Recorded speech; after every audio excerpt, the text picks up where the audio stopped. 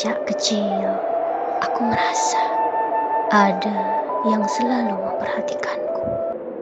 Bukan rasa takut, tapi rasa tenang seperti dicintai oleh sesuatu yang bukan manusia. Aku raja dan kau takdirku, Raras. Tapi cinta manusia tak pernah bisa menandingi cinta dari dunia lain.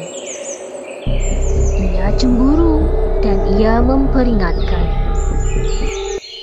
Waktumu di sini telah tiba, kau milikku.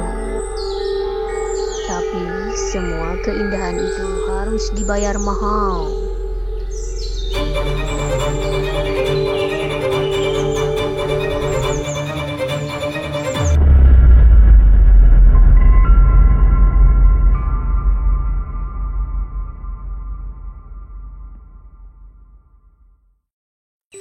Di sebuah desa kecil yang dikelilingi hutan lebat, hiduplah seorang gadis remaja bernama Raras.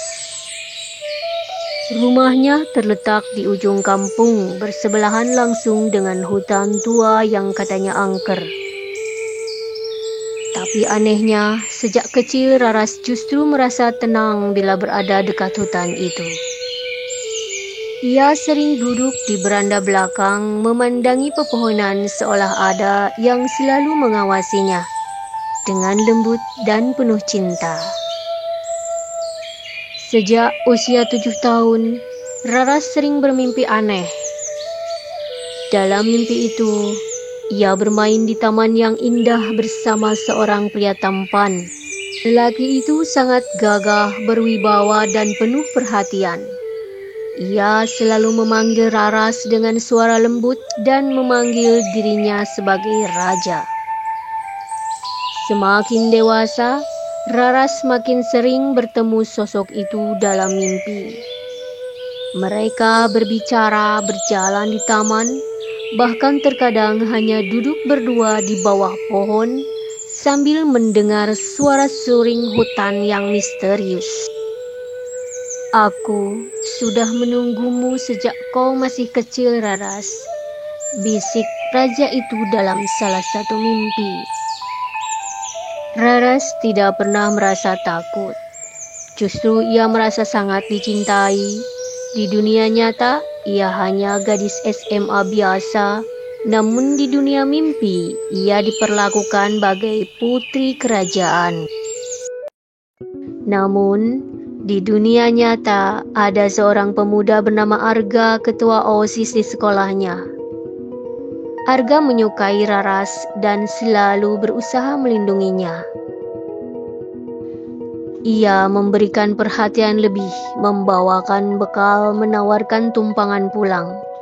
Tapi bagi Raras, semuanya terasa hambar dibandingkan kelembutan misterius sang raja dalam mimpinya. Suatu hari, sekolah mengadakan acara camping di kaki gunung, tidak jauh dari hutan belakang rumah Raras. Seluruh siswa ikut, termasuk Arga dan tentu saja Raras. Malam pertama camping, Arga mencoba mengutarakan perasaannya di sekitar api unggun. Raras, aku serius. Aku gak tahu kenapa, tapi aku selalu pengen jagain kamu. Namun, sebelum Raras sempat menjawab, angin tiba-tiba bertiup kencang. Api unggun bergoyang hebat.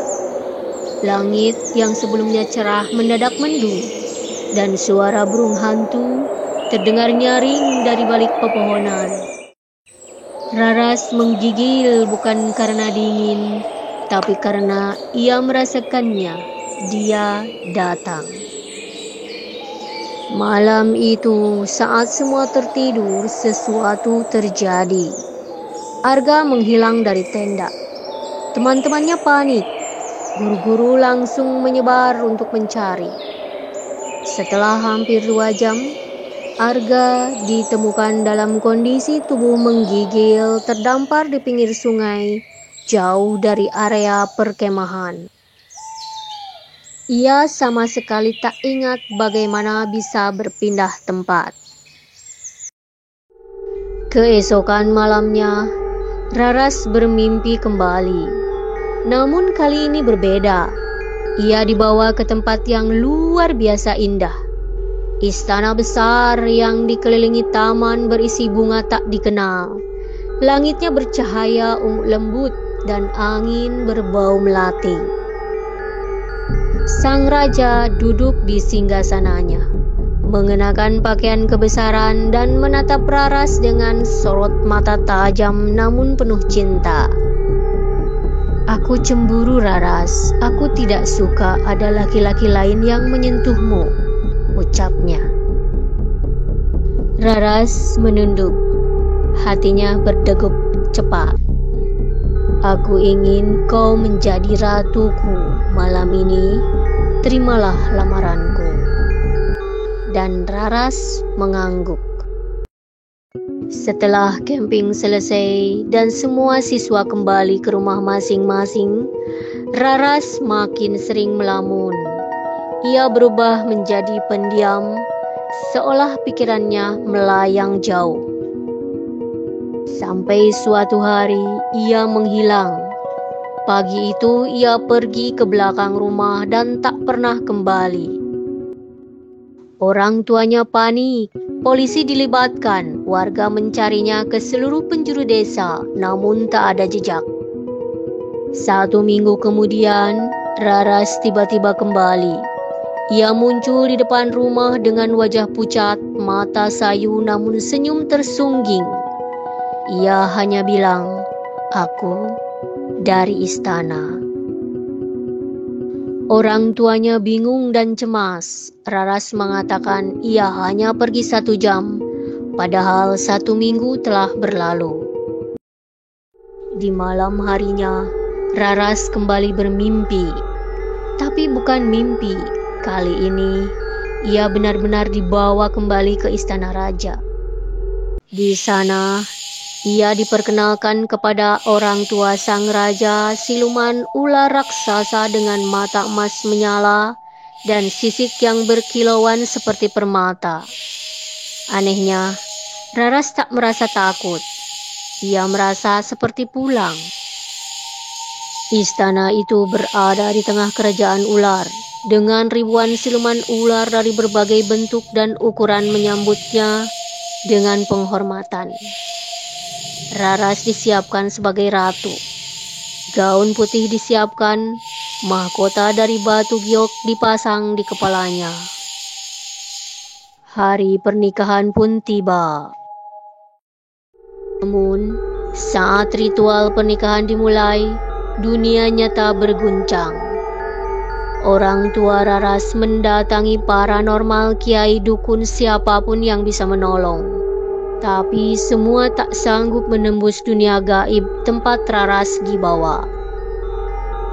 Beberapa mencoba melakukan ritual pemanggilan jiwa, namun hanya mendapatkan bisikan mengerikan dan mimpi buruk. "Anakmu bukan milikmu lagi," ujar salah satu paranormal yang ketakutan dan menolak membantu lebih jauh. Sementara di kerajaan siluman, Raras resmi menjadi istri Raja Ular.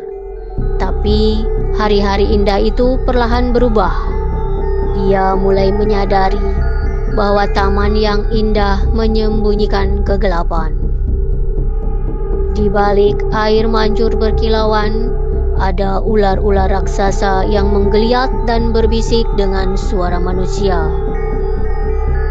Di balik kolam, ada ratusan wanita lain yang terperangkap.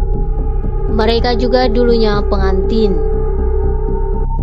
Raras mulai ketakutan. Ia menyadari ini bukan mimpi, tapi kutukan. Suatu malam, ia mencoba kabur, tapi tak bisa. Para penjaga ular mengejarnya. Ia berlari melewati taman, menjerit memanggil ibunya. Dalam kekacauan itu, tiba-tiba semuanya gelap. Saat membuka mata, ia berada di ranjang rumah sakit. Ibunya menangis di sampingnya. Tapi Raras tak lagi sama. Matanya kosong. Ia tak berbicara. Ia hanya menggambar ular berulang kali.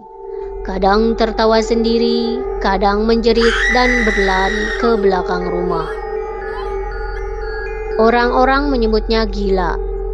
Namun, malam-malam tertentu, bila purnama datang, Raras berdiri di tepi hutan mengenakan kain putih dan berbisik. Aku istri sang raja. Dia akan datang menjemputku lagi.